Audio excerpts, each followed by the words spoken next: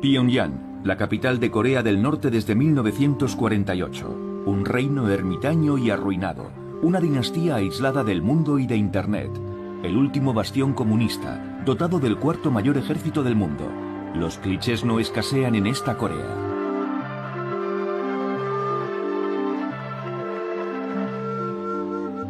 Pero ¿qué sabemos en el fondo de este país, aparte del hecho de que hay dos Coreas?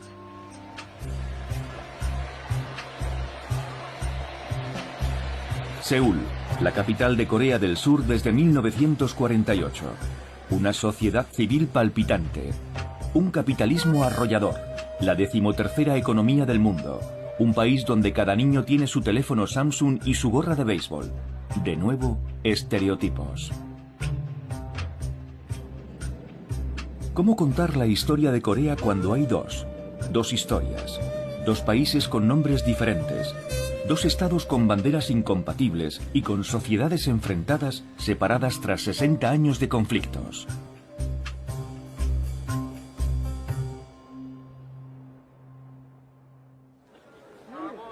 Los campeonatos del mundo de taekwondo nos muestran a otra Corea del Norte. Acuden 800 deportistas de 80 países. Pero no de Corea del Sur. No se les permite visitar a sus hermanos enemigos. No pueden ver el nuevo Pyongyang con sus portátiles, sus tienditas, sus intercambios y hasta sus anuncios. Entre el sur y el norte desde hace 3 generaciones, todo encuentro, todo telefonazo, toda carta son un asunto de Estado.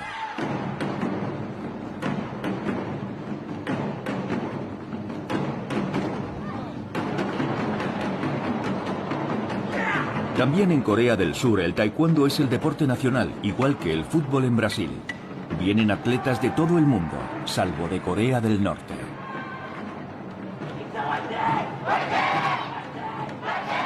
$45 millones de coreanos en el sur, 25 millones en el norte. ¿Comparten algo aún? ¿Las nanas? ¿Los juegos? ¿Los sueños? Sí, comparten algo. Todos viven en un semipaís. Todos tienen presente la división.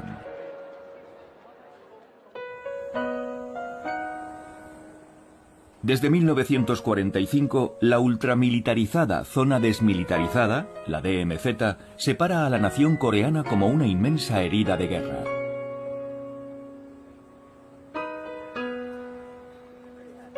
Para entender cómo han llegado a esta situación, hemos contado con unos coreanos del sur y del norte que han accedido a contarnos juntos su historia. Lo hacen por primera vez en esta película. Por culpa de la DMZ, la mayoría de ellos no ha podido verse antes. Corea, ¿la reunificación imposible? Primera parte, hermanos enemigos.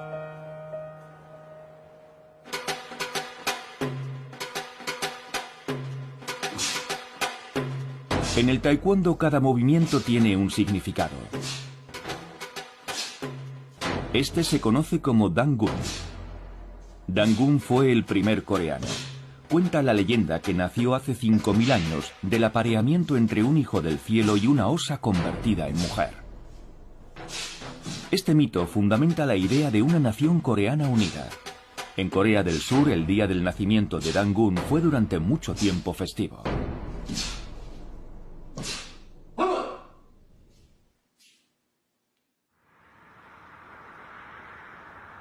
Corea del Norte, llanura de Pyongyang. La tumba de Dangun se encuentra aquí, supuestamente. Ha sido transformada en un mausoleo que el Estado norcoreano cuida escrupulosamente.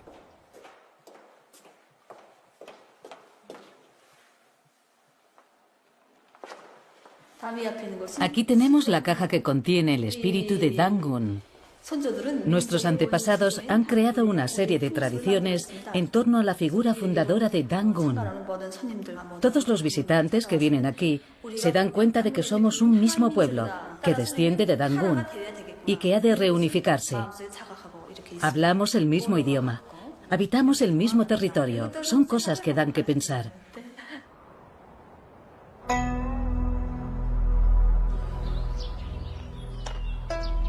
En Seúl, la capital de la otra Corea, tan solo queda ya un templo de Dangun.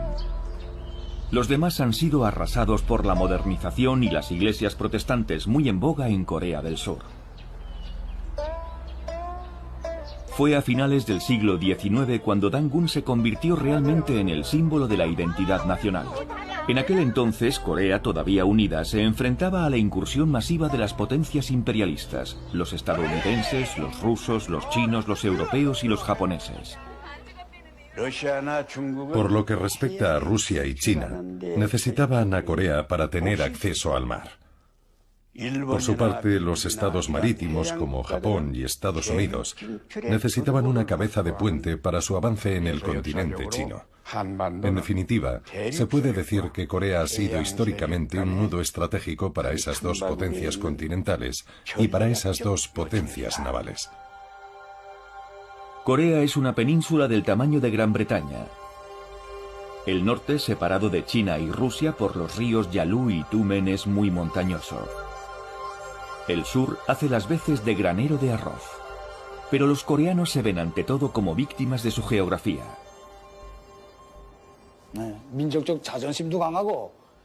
Sí, nuestra nación tiene un sentido exacerbado de la dignidad y el orgullo nacionales. Nuestros ancestros lucharon valientemente contra el agresor extranjero. Eran patriotas, corteses y sabios. Pero si algo era particularmente importante era su unicidad. Aunque hayamos sido invadidos numerosas veces por agresores extranjeros, nuestra nación ha permanecido virgen de toda influencia extranjera durante mucho tiempo.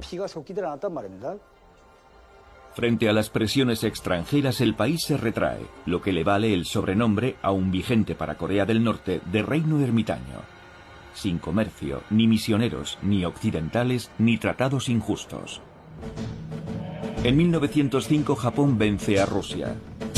En 1910 transforma el país en colonia. Estados Unidos no se opone, conformándose a cambio con Filipinas. Los japoneses visten igual, tienen los mismos barcos y las mismas armas que los occidentales. Abrirán este país tan aislado. Tren directo de Busan a París, alcantarillado, gas ciudad, tranvía y teléfono. El Estado japonés desarrolla la industria, sobre todo en el norte del país. Cientos de miles de coreanos se trasladan a Japón para formarse y trabajar. La colonización es brutal. Los que se resisten son duramente reprimidos.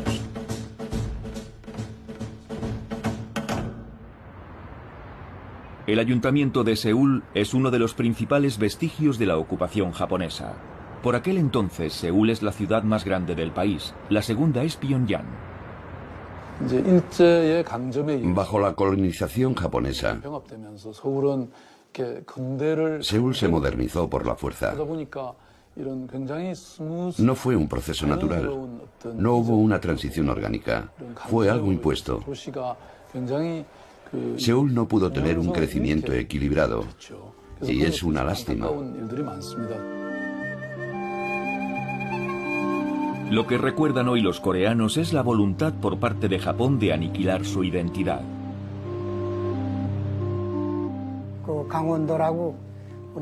Yo fui a la escuela primaria en una aldea montañosa de la provincia de Gangwon, que se encuentra en la costa este. Hasta nuestros nombres nos obligaban a cambiarlos para que sonaran más japoneses. Nos hacían usar nombres japoneses en vez de nuestros nombres coreanos. Y a los que no lo hacían, como era mi caso, les pegaban los profesores todos los días. A los coreanos nos gusta ir de blanco. Forma parte de nuestra tradición. Pues bien, cuando veían a un coreano vestido de blanco, los policías le tiraban tinta. Menos mal que han desaparecido esas cosas. Lo cierto es que los colonizadores japoneses intentaron arrebatar su identidad nacional a los coreanos.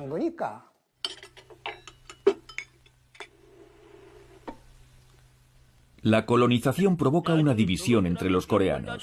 El Japón colonial busca la complicidad de los grandes terratenientes. En reacción contra ello, otros coreanos se rebelan. Así lo muestra el primer largometraje de ficción norcoreano de la posguerra. Es un caldo de cultivo revolucionario. 얘들은 개만도 못한 것들이야. 개도 사흘을 치면 주인을 알아본다는데 그놈의 새끼들이 금방지게 마음은 살아가지고 친구야.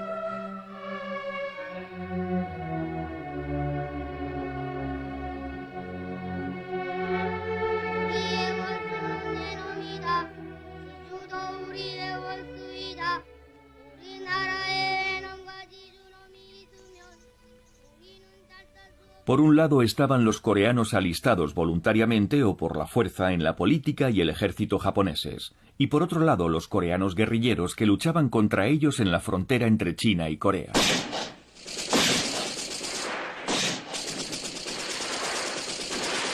Uno de los resistentes más conocidos se llama Kim Il-sung.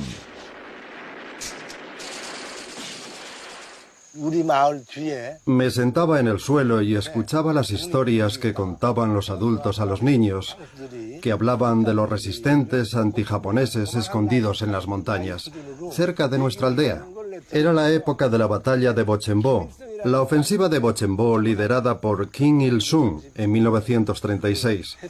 Por aquel entonces yo tenía 6 años, era la primera vez que oí hablar de Kim Il-sung. El futuro padre fundador de Corea del Norte, Kim Il-sung, nace cerca de Pyongyang. Es nieto de campesinos. En 1920 su padre, nacionalista y cristiano, huye a China. Kim Il-sung milita allí con la izquierda nacionalista coreana y se afilia al Partido Comunista Chino, antes de convertirse en uno de los jefes de la resistencia antijaponesa en Manchuria.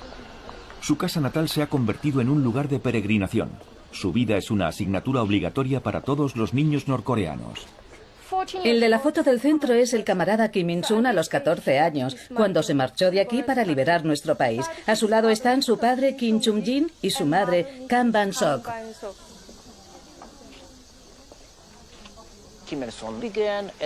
Kim Il-sung empezó siendo comunista, pero a menudo en el este asiático el comunismo no se veía como una forma de resolver los problemas sociales, sino de conquistar la independencia nacional.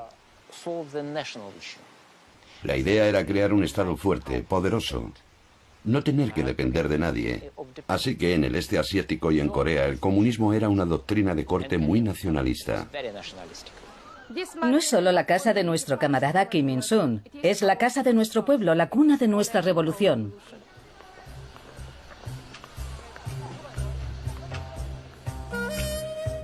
En esa misma época, en otra aldea, nace el que a su vez moldeará en gran medida Corea del Sur, Park Chung-gi, el futuro padre del auge económico.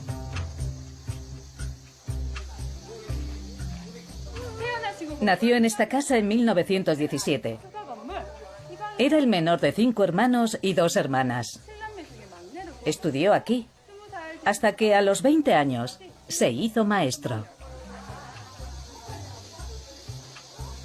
Park Chung-gi empieza siendo maestro, ataviado con el uniforme y el sable japoneses. Pobre pero ambicioso, aprovecha la oportunidad cuando Japón ataca a China. En 1937 es ascendido a oficial imperial en Manchuria. Park Chung-gi y Kim Il-sung tienen unas vidas paralelas muy interesantes. Park Chung-gi también fue a Manchuria, pero en unas circunstancias muy diferentes. Se convirtió en oficial del ejército imperial japonés. Por lo tanto, y pese a que los dos proceden del mismo entorno, de algún modo, Kim Il-sung y Park Chung-gi acaban situándose en bandos opuestos en la lucha entre colonialistas y anticolonialistas. No hay pruebas de que hayan llegado a combatir uno contra otro, ni siquiera de que hayan estado en Manchuria en el mismo momento. Pero está claro que Kim Il-sung consideraba como sus enemigos a quienes, al igual que Park Chung-gi, colaboraban con los militares japoneses.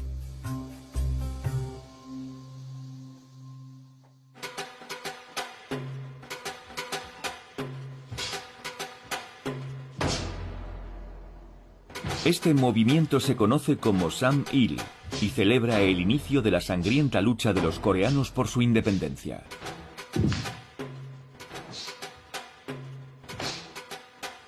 Entre 1937 y 1945, la Guerra del Pacífico acentúa la fractura entre los coreanos. Pero cuando Japón es derrotado, Corea espera recobrar al fin la libertad.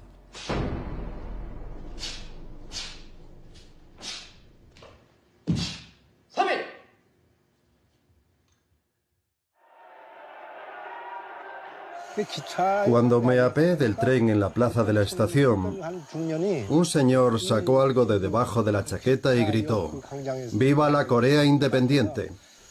Luego me fijé mejor en lo que era y vi que era una bandera coreana. Era la primera vez que veía la bandera coreana.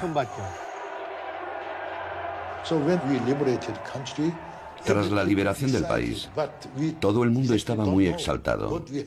Pero la verdad es que no sabíamos qué hacer aparte de gritar: ¡Hurra! ¡Viva la Corea independiente!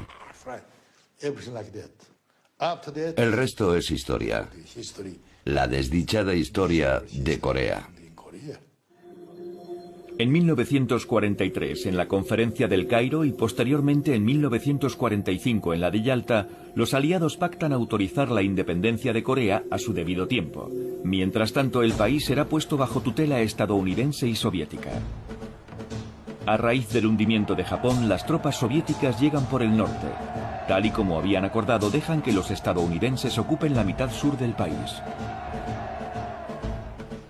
Dos diplomáticos estadounidenses trazan apresuradamente una línea de demarcación entre el norte y el sur, siguiendo el paralelo 38 para incluir Seúl en zona estadounidense. Alemania acabó dividida en dos, porque había comenzado una guerra agresiva y la había perdido. En nuestro caso, la división nos fue impuesta por unas potencias extranjeras. No fue cosa nuestra. En el sur, un exiliado llamado Syngman Rhee toma el poder con el apoyo de Estados Unidos. Juntos, se proponen aplastar a los comités populares que han ido emergiendo por todo el sur, aunque para ello tengan que rehabilitar en el ejército y la policía a los antiguos colaboracionistas pro-japoneses. Entre 1945 y 1948, las organizaciones sindicales se enfrentaron al gobierno militar estadounidense. Los agricultores se sublevaron contra la presencia estadounidense, que entre otras cosas no logró racionar la comida de forma equitativa ni llevar a cabo una reforma agraria. Existía una oposición abierta y tensa entre la izquierda y la derecha. Luego, naturalmente, el gobierno militar estadounidense intervino y tomó partido por la derecha. La represión se cobrará decenas de miles de víctimas.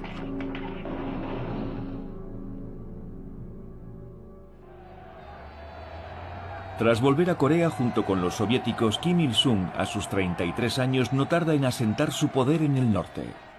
Los que él considera enemigos de la revolución son liquidados o huyen al sur. Las primeras reformas son muy populares. Durante los 3 primeros años, tomó muchas medidas.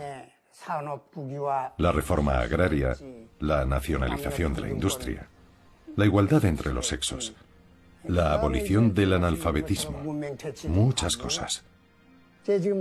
Me acuerdo sobre todo de los aldeanos de todas las edades y de ambos sexos que venían todas las noches a mi casa para aprender juntos a leer y escribir. Eso se me ha quedado grabado a fuego en la memoria. El 15 de agosto de 1948, Syngman Rhee, recién elegido presidente, proclama la República de Corea. A su lado, el general estadounidense MacArthur.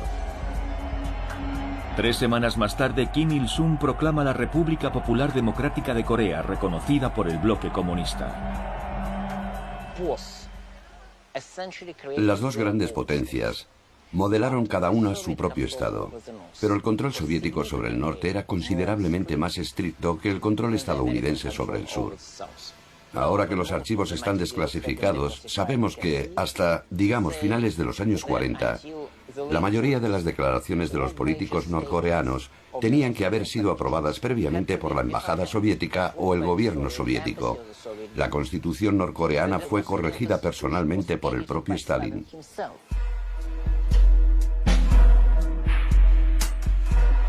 A ambos lados de la frontera, las dos naciones se arman. El paralelo 38 se vuelve cada vez más infranqueable. El telón de acero parte a Europa por la mitad.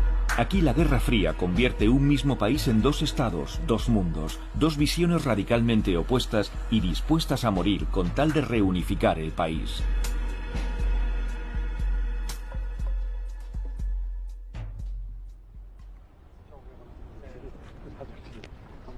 La Guerra de Corea comienza el 15 de junio de 1950.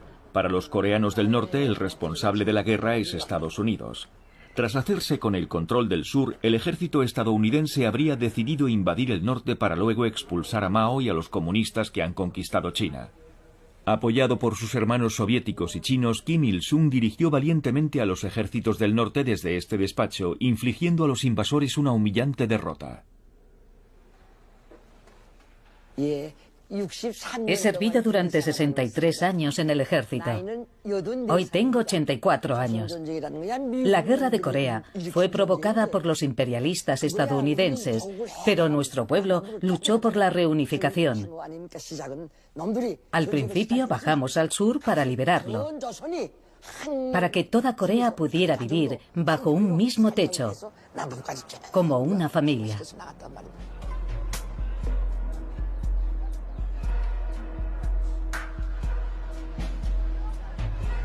En Corea del Sur, el imponente memorial de la guerra cuenta la otra versión de esta historia.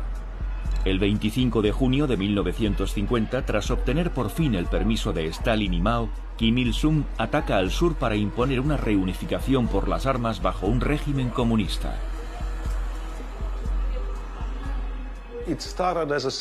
Todo empezó como una guerra civil, de eso estoy seguro.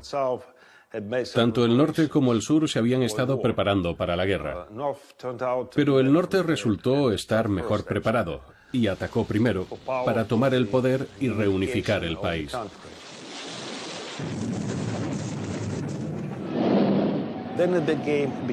Luego el conflicto se internacionalizó enmarcándose la Guerra Fría, que enfrentaba a la Unión Soviética y a China por un lado y a Estados Unidos y a los occidentales por otro. Durante el verano de 1950, casi toda Corea del Sur se ve invadida por los llamados rojos, salvo la región de Busan en el suroeste. A continuación, con la ayuda masiva de las tropas estadounidenses y de la ONU, el ejército del sur reconquista Seúl y avanza progresivamente hacia el norte para conquistar el otro lado.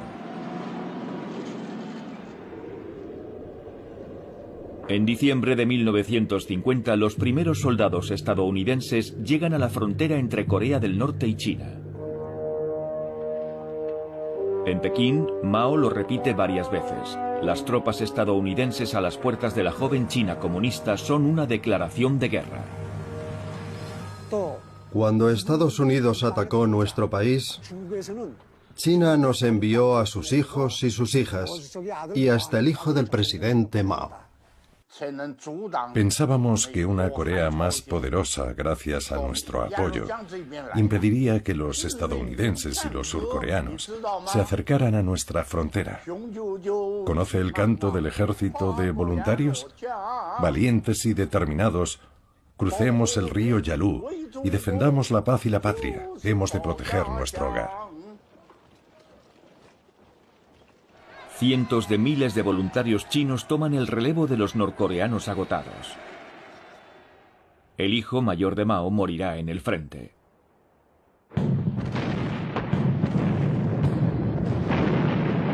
La retirada de los estadounidenses se convierte en una catástrofe. Los soldados estadounidenses que no se ven sumergidos por las oleadas de soldados chinos se congelan. Allá donde pueden embarcan hombres, materiales y algunos miles de refugiados coreanos harapientos. El puerto estaba atestado por la aglomeración de Wonsan y no podía subir todo el mundo a bordo.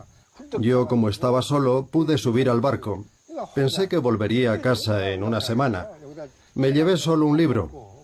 No nos íbamos por una cuestión de libertad, era por pura supervivencia. Decían que si nos quedábamos, pronto estaríamos muertos o nos tirarían una bomba atómica. En medio de ese caos aparece por primera vez en Corea el arma nuclear.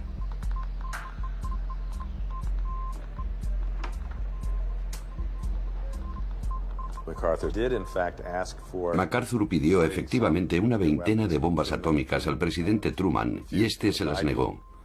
Es una de las razones, no la única, que conducirán al cese de MacArthur en abril de 1951. Para MacArthur, esas 26 bombas atómicas permitirían consolidar la frontera chino-coreana. De esta forma bloquearían los refuerzos de Pekín y aislarían a la China comunista del resto del mundo. Elaboran unos planes detallados. Unos bombarderos efectúan maniobras de acercamiento sobre el norte, llegando incluso a soltar unos señuelos para poner a prueba los impactos. Tuvo que ser tremendo ver llegar desde un búnker norcoreano esos bombarderos B-29 procedentes de Japón, sin saber si soltarían una bomba atómica de verdad o una falsa. Para evitar desencadenar una tercera guerra mundial, renuncian a la opción nuclear. En el verano de 1951 el frente se estabiliza más o menos en su punto de partida. La guerra se convierte en una guerra de trincheras. Para doblegar a China y Corea, comienza un bombardeo sistemático del norte. Los archivos oficiales de las Fuerzas Aéreas de Estados Unidos disponen de estadísticas sobre la destrucción del país. Las cifras de destrucción fueron mayores que las sufridas por Japón o Alemania durante la Segunda Guerra Mundial. Los norcoreanos perdieron el control de los cielos y comenzaron a excavar instalaciones subterráneas. Construyeron industrias y escuelas, fábricas y hasta pistas de despegue bajo tierra. No quedaba ya nada en Pyongyang. Era un amasijo de ruinas. No quedaba una sola casa en pie. Todo el mundo vivía semienterrado. Los niños iban al colegio bajo tierra. Y allí fue donde el pueblo coreano comenzó a reconstruir su país bajo tierra. Había brigadas reconstruyendo el ferrocarril y las carreteras. Los coreanos no estaban muertos, estaban bien vivos.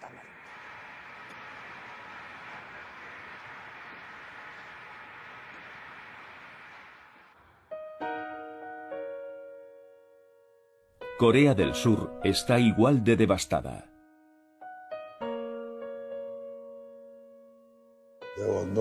Al final no había árboles, no había edificios, no había racionamiento, nada.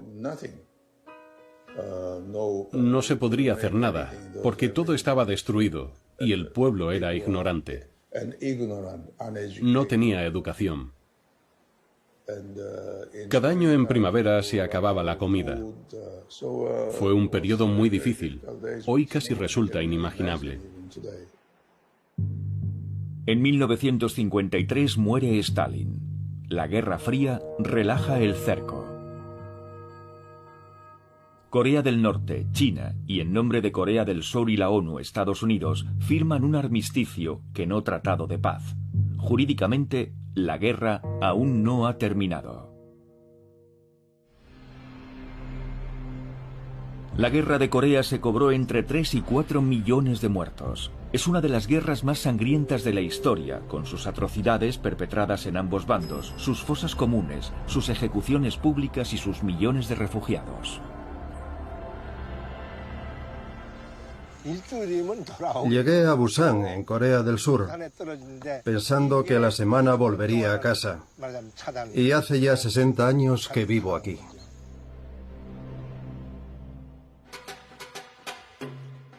Este movimiento se conoce como Juche y es la ideología política de Corea del Norte, que asegura que los coreanos son autónomos y como tales son los amos de su propio destino. La nación toma cuerpo de forma natural en su líder supremo. Esa mezcla de autosuficiencia y autodefensa muy diferente del marxismo ortodoxo resuena profundamente en la mentalidad coreana. En el sur, la ideología Juche está terminantemente prohibida, pero sus dirigentes buscan también una vía nacional autónoma. Pyongyang hoy encarna el entusiasmo de un pueblo que se ha puesto manos a la obra. La ciudad, en plena reconstrucción, sigue creciendo. Se construyen nuevas escuelas para los niños. Tras la guerra, Corea es uno de los países más pobres del mundo. En el norte, los grandes valedores del régimen, la Unión Soviética y China, promueven una rápida reconstrucción. El norte era un paraíso para los pobres. Era un mundo hecho para el pueblo. El sur, en cambio, era una tierra de terratenientes y capitalistas. Por eso los pobres, como mi padre, prefirieron venir al norte. Había nacido en una familia de pescadores pobres. No tenían empleo fijo. Luego, durante la guerra, se alistó en el ejército voluntario.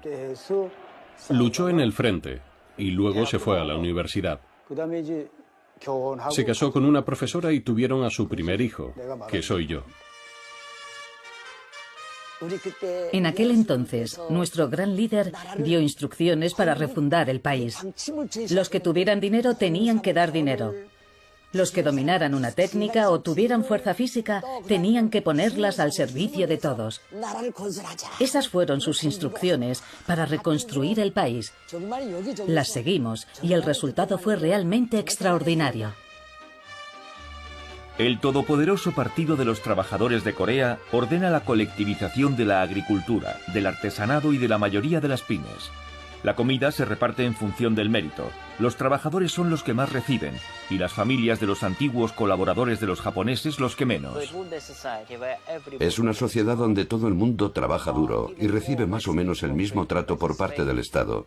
Básicamente, comida gratuita, sanidad gratuita, educación gratuita, vivienda gratuita. Hay unos oficiales que lo saben todo y sobre todo está el gran líder, que es un genio, que lo sabe todo y que fundamentalmente es un dios y está al mando de una sociedad maravillosa. Estos principios casaron muy bien con la mentalidad de los coreanos y durante mucho tiempo el proyecto norcoreano fue más popular que el surcoreano. Era atractivo porque era una utopía agrícola, un paraíso para campesinos. Rusia proporciona las fábricas y China la mano de obra y los materiales. Alemania Oriental reconstruye una ciudad entera y Checoslovaquia ofrece autobuses. Todos se vuelcan con Corea, que no deja de ser un escaparate del socialismo. Estados Unidos había dicho que no seríamos capaces de reconstruir nuestro país en menos de 100 años. Pero ya desde el final de la guerra, nuestro pueblo unido ha sido capaz de reconstruir nuestra ciudad en 10 años, partiendo de un proyecto previo. Naturalmente, desde un principio, Corea del Norte adoptó el modelo estalinista, muy represivo, que no toleraba la menor crítica. Pero creo que en Corea del Norte sí existía un espíritu colectivo que, en gran medida, era auténtico. También ayudó el hecho de que gran parte de la industria colonial se encontrara en el norte del país. Aunque en términos absolutos Corea del Sur recibió mucha más ayuda económica que Corea del Norte, Corea del Sur no supo sacarle tanto partido a esa ayuda. Corea del Norte sí supo hacerlo, y a finales de los años 50 vivió una especie de milagro económico. Posiblemente tuviera la mayor tasa de crecimiento industrial del mundo. Hoy Seúl ha recobrado casi su rango entre las capitales nacionales del mundo. Allá donde antes se agazapaban los francotiradores, hoy las amas de casa de Seúl hacen la compra tranquilamente. Pero queda aún mucho por hacer para que renazca completamente Corea, empezando por Seúl. Sigue habiendo más de 1 millón de sin techo y cerca de 100.000 huérfanos a cargo del Estado.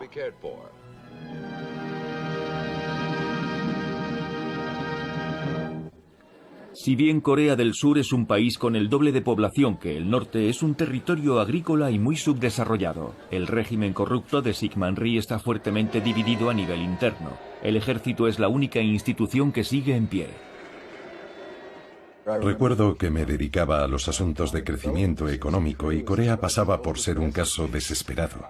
No tenían recursos naturales, había una corrupción endémica y lo más irónico es que estaban lastrados por la ética confucianista que enseña que un caballero no debe trabajar, debe vestir de blanco y dejarse crecer las uñas para mostrar su desprecio por el trabajo manual. Esa era la visión del mundo de Corea hace apenas 50 años, así que a Corea del Sur le llevó su tiempo darnos un atisbo de esperanza.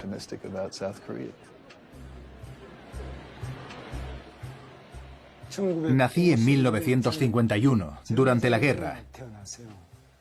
Siempre teníamos hambre. Nos vestíamos con harapos.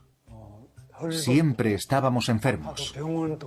Y cuando nos poníamos enfermos, no teníamos la posibilidad de ir al hospital, porque no había. Además, hacía mucho frío. Mi sueño era que me regalaran al menos un par de calcetines por año nuevo, en invierno, cuando aún hacía mucho frío. Por suerte, hoy tengo muchos calcetines. Devastada por la guerra, Seúl se ve además invadida por los campesinos que huyen de la miseria rural. Las chabolas son legión. Por todas partes se extienden los grandes conjuntos urbanos, símbolo de este nuevo modelo urbano a la occidental. Mientras que en Japón la occidentalización se produjo hace 100 años, de la mano de Inglaterra y Europa, a Corea llegó un poco durante la colonización japonesa, pero sobre todo gracias al ejército estadounidense. Es lo que llamábamos cultura GI.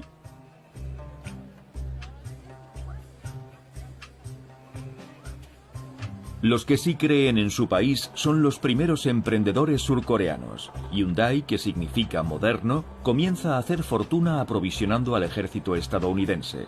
El Estado firma contratos de reconstrucción. La mano de obra de las zonas rurales está dispuesta a trabajar los 7 días de la semana siempre y cuando se le dé de comer. En 1960, unas manifestaciones estudiantiles masivas derrocan a Syngman Rhee. Durante unos breves instantes se impone un amago de democracia. Pero un año más tarde, un general casi desconocido, Park Chung-gi, da al traste con ese movimiento, temeroso de que Kim Il-sung aproveche la situación. La junta militar en el poder habla de revolución, quiere industrializar el país a marchas forzadas. Relanzar la economía supone la capacidad de defenderse en futuros conflictos. Cuando se produjo nuestra revolución militar, el presidente Park Chung-gi era un general de 2 estrellas. Lo conocí muy bien. Era muy rígido, muy frugal, muy patriótico. Ya no existen hombres como él. Todo giraba en torno a la rivalidad con Corea del Norte. Teníamos un ejército de 600.000 hombres y por aquel entonces había muchas divisiones estadounidenses en el país. Había que defender nuestro país porque no se sabía lo que podía pasar. Todo lo hacíamos pensando en Corea del Norte.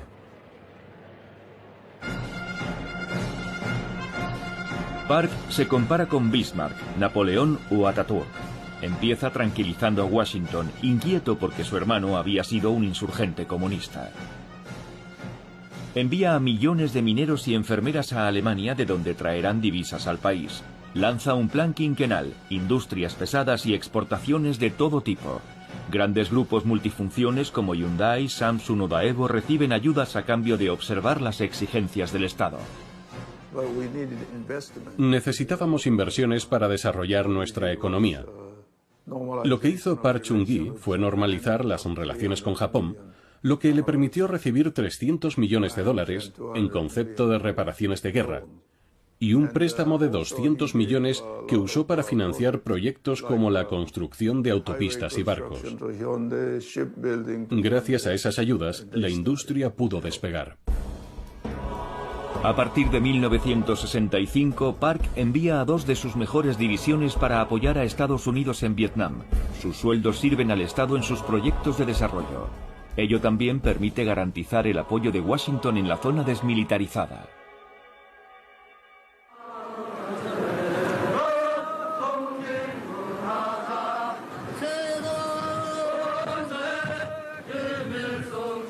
En el norte, el omnipresente Kim Il-sung asienta su poder interno eliminando las facciones prosoviéticas y prochinas. Su objetivo es no depender más de sus grandes vecinos. Lo mejor que pudo pasarle a Kim Il-sung fue la rivalidad entre China y la Unión Soviética. Básicamente le permitió obtener financiación de ambas partes en recompensa por su neutralidad. Fue una gran estrategia. Era un maestro de la manipulación. Y yo diría que tuvo mucho éxito. Esa voluntad tan feroz de autonomía lo convierte en un héroe de los países no alineados, como Indonesia, Yugoslavia, Madagascar o Camboya, cuyo rey pasará incluso 2 años en el exilio en Pyongyang. Aquí, la ideología no es el marxismo-leninismo, ni siquiera el comunismo. Es el Kim Il-sungismo, que se caracteriza por el juche. El juche quiere decir contar con uno mismo, con sus propios recursos, su propio esfuerzo y espíritu de sacrificio para desarrollarse y defender el país. Es un ideal hermoso. Durante 20 años la economía planificada cumple sus promesas. Hasta la CIA está impresionada por el número de escuelas y la reducción de la pobreza. Las abundantes materias primas, hierro y carbón en particular, se exportan a Japón y Europa, pero el sistema enferma poco a poco. Oficialmente el embargo estadounidense es el culpable de todos los problemas, pero el gasto improductivo y la deforestación de las zonas rurales, que provoca la erosión de las tierras, marcan también los límites de este sistema monolítico y ultracentralizado. En su día hablé con una serie de jóvenes de la nomenclatura. Cargos intermedios, diría yo. Tenían una visión muy maniquea de las cosas. Estas eran las cualidades más apreciadas en el sistema de Corea del Norte.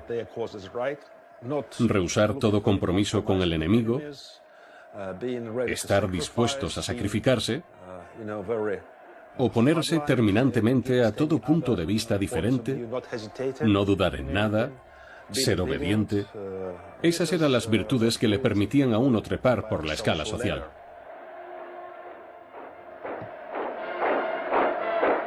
En términos de renta per cápita, Corea del Norte siempre fue más rica que Corea del Sur hasta 1975. En 1975, tanto Corea del Norte como Corea del Sur alcanzamos la misma renta per cápita de unos $500. Por aquel entonces era una fortuna en Corea. Por aquel entonces Corea del Sur se abre al resto del mundo. A raíz del primer choque petrolero, los grandes grupos industriales se lanzan a la exportación masiva de acero, barcos y coches, así como de mano de obra dócil y cualificada. Hyundai envía a 160.000 trabajadores a Oriente Próximo. Su labor le reporta hasta $10 millones al año. Las tasas de crecimiento se disparan. Este se convertirá en el modelo coreano del sur esta vez.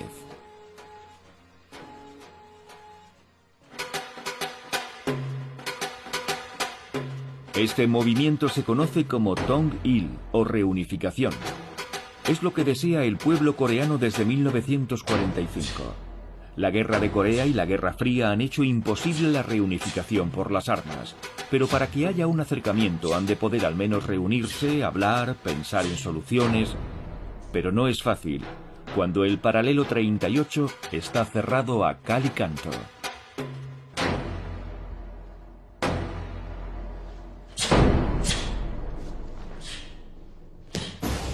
Entre 1953 y finales de los años 60, el conflicto en Corea amenaza con resucitar en todo momento. Abundan las escaramuzas, hay espías en todas partes. En 1968 se teme incluso una extensión de la guerra de Vietnam. Su comando norcoreano enviado para asesinar a Park Chung-hee llega hasta el Palacio Presidencial de Seúl. El 21 de enero de 1968 llegaron unos comandos norcoreanos de Pyongyang hasta aquí, justo detrás de esta casa, al jardín de la residencia presidencial. Los surcoreanos los capturaron tras un violento enfrentamiento, pero a raíz de eso cundió el pánico y muchos surcoreanos se fueron a vivir a Estados Unidos. Otros empezaron a acumular fideos y toda clase de provisiones por miedo a otra guerra. Sin duda, la inseguridad era inseparable del modo de vida coreano en los años 70. De los 31 miembros del comando, 30 fueron abatidos o se suicidaron antes de ser capturados. 2 días más tarde, el barco espía estadounidense Pueblo es interceptado por la flota norcoreana. Una captura humillante que para Corea del Norte será la gran proeza de la Guerra Fría. Los estadounidenses estaban tratando de ocupar nuevamente nuestro país y por ello habían enviado un barco espía, el Pueblo, pero fue capturado por nuestra heroica marina. Al cabo de un año liberamos a la tripulación del barco, lo que significa que el asunto del barco Pueblo estuvo en el corazón de la actualidad durante todo ese año. Era mi primer año de servicio militar. Todas estas escenas fueron filmadas en aquella época. Se encuentran en nuestros archivos. Entre los soldados a los que liberaron había uno que temía que los volvieran a detener. No paraba de mirar hacia atrás y todo el mundo se reía de él. La liberación tuvo muchas escenas de este tipo.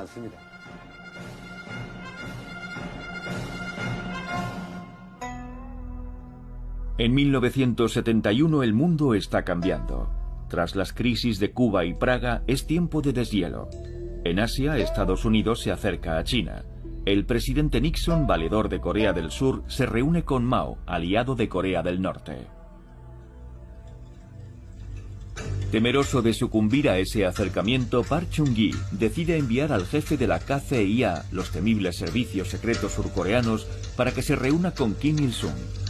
Kim Il-sung, a su vez, envía a su propio hermano a Seúl. Los contactos serán ultrasecretos, hasta una gran rueda de prensa que sorprenderá al mundo entero. Declaración conjunta de Corea del Sur y del Norte. En primer lugar, la reunificación se debe emprender de forma autónoma, sin depender de ninguna potencia extranjera ni de su intervención. En segundo lugar, la reunificación no debe llevarse a cabo por las armas, enfrentándonos unos a otros, sino de forma pacífica.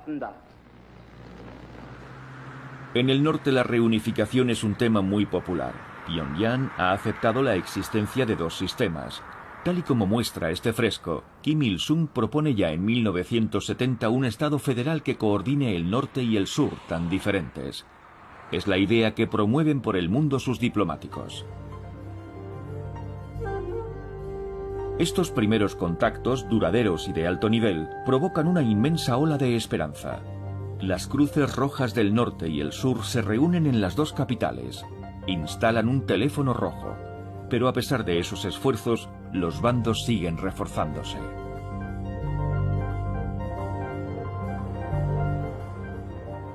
En 1973, la CIA nombra a un nuevo jefe de estación en Seúl. Su contacto local era el brazo derecho de Park Chung-hee, el propio Lee Ju-rak. Le llamé y le pregunté qué sentía uno al sentarse delante de su enemigo jurado. Y me dijo, es un hombre muy fuerte, un tipo de armas tomar. Se mostró muy positivo. Lee Ju-rak vio como algo positivo el control que ejercía sobre su pueblo Kim Il-sung.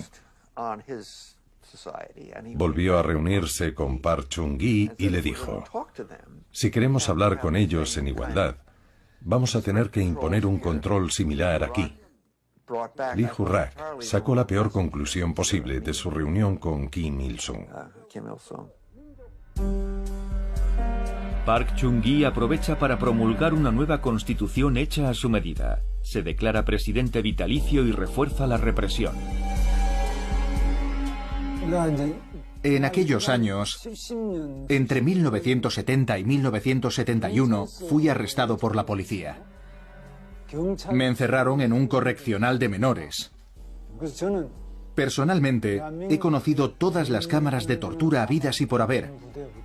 Las del ejército, las de los servicios secretos, las del Servicio de Inteligencia Nacional de Corea del Sur, las de la policía e incluso una cámara secreta de tortura. El objetivo más célebre del régimen es Kim Dae-jung. Este popular opositor de izquierdas ha estado a punto de ganar las anteriores elecciones en las que competía contra Park Chung-hee. Kim Dae-jung sobrevivirá a numerosos intentos de asesinato y se convertirá en un gran hombre de Estado. Pero la violenta realidad de la península no tarda en aniquilar el sueño de un rápido acercamiento. En 1974, durante un discurso de Park, un individuo trata de asesinar al presidente. Su guardaespaldas responde abriendo fuego. La esposa de Park muere alcanzada por una bala perdida. El sur acusa al norte de estar detrás de esa muerte. El miedo vuelve a instalarse.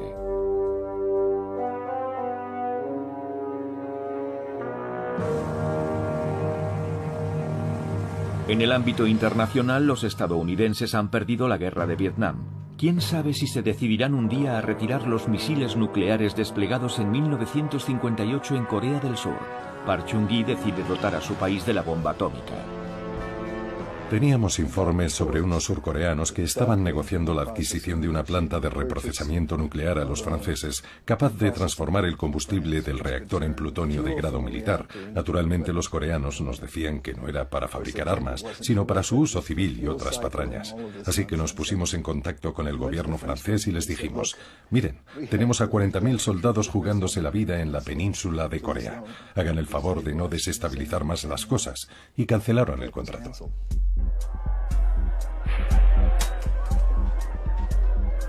Park Chung-hee será asesinado a su vez a manos del jefe de sus servicios secretos, nada menos. Se desconocen sus motivos.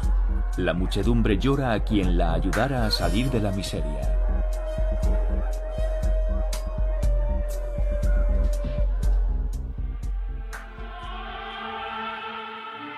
Para garantizar su continuidad en el poder, Kim Il-sung ha comenzado a formar a su hijo mayor, Kim Jong-il, para que lo suceda un día. Este sistema dinástico escandaliza a los aliados comunistas, pero parece normal dentro de la doctrina Juche. En 1985, las primeras reuniones entre familias separadas desde la Guerra de Corea marcan un pequeño avance. El norte también envía arroz tras unas inundaciones en el sur, lo que no impide que se produzcan una serie de atentados, episódicos pero muy violentos, contra el gobierno militar de Seúl. Globalmente el norte parece estable, lo que cambia es el resto del mundo. Tras su primera reunión con Gorbachov, creo que en octubre de 1986, Kim Il-sung volvió a Corea firmemente convencido de que la cosa no iba por buen camino. Se sentía solo y tenía la suficiente experiencia como para entender que no habría nadie para defenderlo una vez cambiase el sistema socialista.